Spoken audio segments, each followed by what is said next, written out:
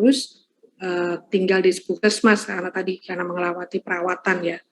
Nah ini nanti mungkin dari Direktur Pelayanan Kesehatan yang bisa memberikan informasi lebih detail. Selanjutnya, nah ini kalau kita lihat di sini memang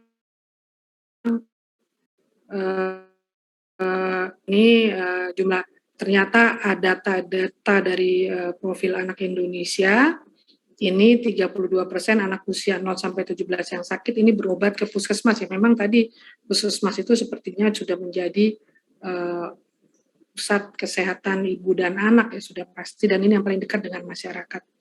Nah di sini ternyata dari data yang ada ini sekitar 44% ini anak-anak berobat ke dokter, ke bidan, 32% ke puskesmas, 15% ke klinik, dan 9% ke layanan. Jadi di sini puskesmas memang sebagai masih menjadi alternatif bagi masyarakat untuk memeriksakan kesehatan mereka, dan khususnya juga pasti orang tua membawa anak-anak mereka ke puskesmas. Selain praktek dokter dari bidan yang juga sudah cukup tinggi 44,2%. Dan kami berharap di sini pun juga paham mengenai kebutuhan anak ya, mereka-mereka yang memberikan pelayanan ini. Selanjutnya, nah ini pelayanan puskesmas di ramah anak. Ini adalah satu upaya atau pelayanan yang dilakukan berdasarkan pemenuhan, perlindungan, dan penghargaan atas hak anak. Jadi sesuai dengan prinsip perlindungan anak. Nanti di sini Pak Hamid yang akan memberikan detail terkait dengan pelaksanaan BIMTEK dan pelatihan ini yang terkait pada hak-hak kesehatan anak. Selanjutnya, nah ini prinsip tadi disampaikan juga bahwa dalam prinsip di Konvensi Hak Anak, dan ini juga masuk dalam prinsip dari Puskesmas Ramah Anak, tadi non-diskriminasi, memberikan kepentingan terbaik bagi anak, dan memberikan kehidupan kelangsungan yang ini adalah prinsip-prinsip gerakan, dan juga harus memperhatikan pendapat anak. Nah ini prinsip yang harus ada dalam pelayanan-pelayanan yang diberikan pada anak. Selanjutnya, nah kita sudah punya dasar hukum untuk puskesmas ramah anak. Yang pertama yang ini Bapak Ibu sudah paham ya mengenai Undang-Undang Nomor 23 yang kemudian diubah menjadi Undang-Undang Nomor 35 tentang perlindungan anak. Dan kita juga punya Undang-Undang Kesehatan, kemudian Permenkes Nomor 25 tentang upaya kesehatan anak, Permenkes Nomor 75 tentang puskesmas, dan juga SEB Menteri KPPPA, Kemendagri, dan Kemenkes tahun 2016 tentang pengembangan pelayanan ramah anak di puskesmas. Jadi Bapak Ibu kalau bicara masalah komitmen di tataran kebijakan ini kita sudah tidak kurang lagi. Nah sekarang pada siang hari ini kita bicara masalah implementasinya. Bagaimana komitmen di tingkat kebijakan ini sudah dilaksanakan di tingkat daerah. Nanti ada praktek terbaik ya dari Puskesmas Bojonegoro. Jadi bagaimana kita menerapkan ini. Jadi saya pikir ini yang menjadi PR kita selanjutnya. Selanjutnya, nah ini mengenai kebijakan ramah anak, kita sudah menyusun pedoman Puskesmas Ramah Anak di tahun 2015, kemudian menyusun petunjuk teknis SEB tadi 2016, dan kita di 2017 membuat modul pelatihan KHA klaster 3. Nah, Bapak Ibu, di 2018 kita akan menyusun pedoman standarisasi puskesmas ramah anak, dan tahun ini kita juga melakukan standarisasi mana sudah ada mengenai puskesmas ramah anak. Ini kebijakan yang kami susun dan sudah pasti kami berkoordinasi dengan banyak pihak, dan sekarang kita bicara komitmen di tingkat provinsi dan kabupaten. Selanjutnya, nah apa komponen dalam puskesmas ramah anak itu tadi bicara sumber daya manusia, sarana prasarana, pelayanan, pengelolaan, partisipasi anak, dan juga pemberdayaan masyarakat. Nah ini yang memang kami harapkan ada dalam puskesmas ramah anak. Nanti pada kesempatan hari ini Bapak Ibu akan melakukan pembimbingan dan pelatihan bagaimana mewujudkan puskesmas ramah anak sesuai dari komitmen yang sudah dibangun di tingkat kebijakan tadi. Selanjutnya,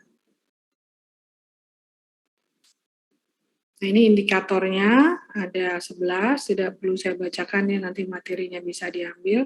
Di sini salah satunya adalah ruang ASI, masalah rokok, menampung suara anak, penjangkauan kesehatan. Nah, ini beberapa indikator dari pelayanan puskesmas ramah anak. Selanjutnya,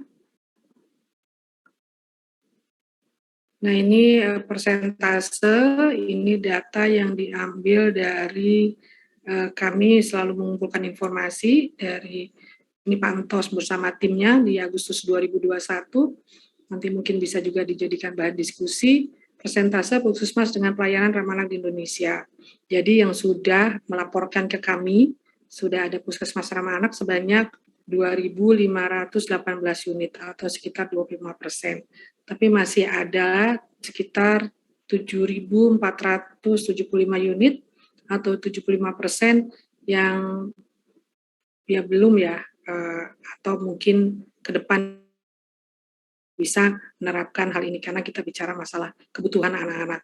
Dan terima kasih pada Direktur Pelayanan Kesehatan Primer, mudah-mudahan melalui kolaborasi kami dengan Kemkes, maka upaya ini bisa dipercepat untuk lebih banyak lagi puskesmas yang kemudian juga peduli terhadap kebutuhan-kebutuhan atau hak-hak anak.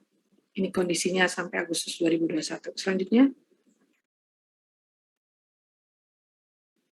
Nah, ini peta sebarannya tadi ada di mana saja, ada di setiap provinsi sudah punya, dan ini ada di 233 kabupaten kota tadi datanya ya. Dan ini nanti harapannya semakin banyak nanti puskesmas yang memang peduli terhadap kebutuhan-kebutuhan anak.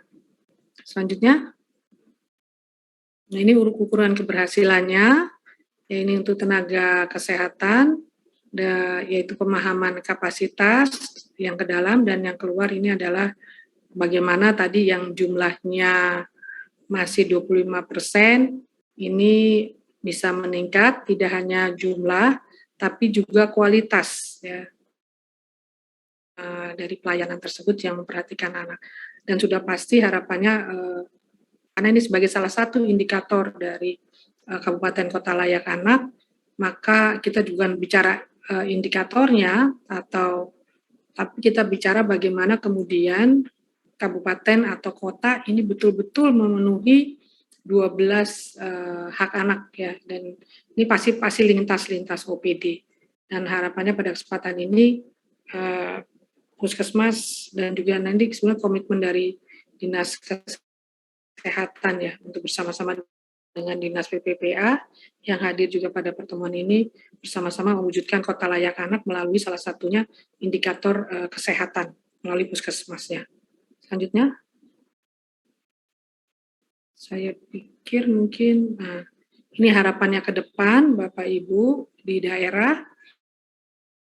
Jadi semua puskesmas tadi yang 75%, dan kita juga sedang akan melakukan standarisasi mengenai puskesmas ramah anak dan sertifikasi SDM-nya, dan juga membangun komitmen ya tadi dari 75 daerah yang belum membangun komitmen sinergi dari OPD terkait untuk mewujudkan PRA, dan juga bagaimana kemudian kita melakukan evaluasi. Dan ini peran dari gugus tugas KLA menjadi besar ya, karena dia yang mendorong tadi kalau kita lihat di klaster tadi di KLA itu adalah kelembagaan. Ya, bagaimana kelembagaan juga mendorong ini melakukan monitoring, melakukan pemantauan, evaluasi terhadap pelaksanaan yang menjadi komitmen daerah. Salah satunya adalah PRA ini. Selanjutnya, nah ini kita berharap ada peran dari Bapeda, Dinas Kesehatan, dan Dinas PPPA. Masing-masing mempunyai tugas sesuai dengan tupoksinya. Karena di sini Bapeda bertanggung jawab terhadap gugus tugas, bagaimana dilakukan monitoring evaluasi, dan Dinas Kesehatan tadi juga